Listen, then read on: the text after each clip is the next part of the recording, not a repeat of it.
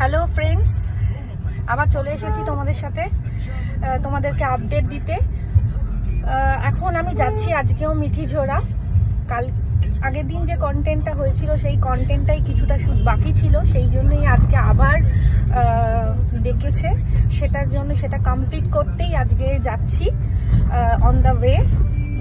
আজকেও লেট, আমি 3টে কল টাইম, এখন 3:17 বাজেছে। আজকে মোটামুটি আছে আমার কপালে।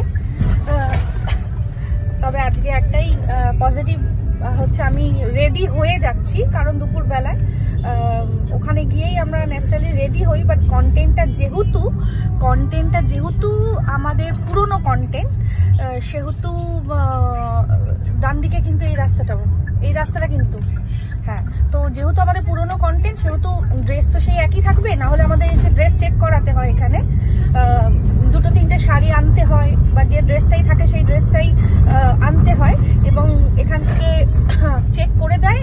তারপরে যেটা ডিসাইড হয় সেটাই পরি আমরা এবং মেকআপ করি। কিন্তু আজকে যেহেতু আগের দিনের কন্টেন্ট, সেহেতু আমাদের ড্রেস একই ছিল, আগের দিন যেটা পরেছিলাম সেটাই, সেহেতু আমি বাড়ি থেকেই রেডি হয়ে আসছি।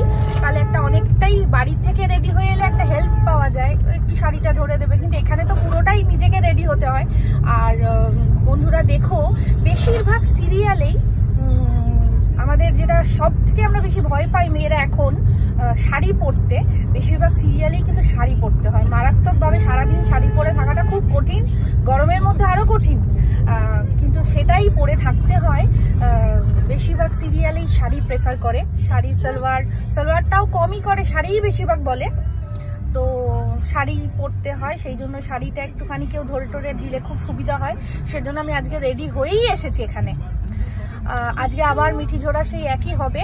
সিরিয়ালটা তো অবশ্যই তোমরা দেখো, তার সাথে সাথেই আমাকেও ফলো করো এবং আমার সাথেও থেকো। আমিও কিছু অজানা তথ্য হয়তো দিতে পারি তোমাদের, যেটা তোমাদের হয়তো ভালো লাগবে। একটু সাথে থেকো, পাশে থেকো। তোমাদের কোঅর্ডিনেশন ছাড়া তো এগোতে পারবো না বন্ধুরা, তাই একটু সাথ দিও। Thank you.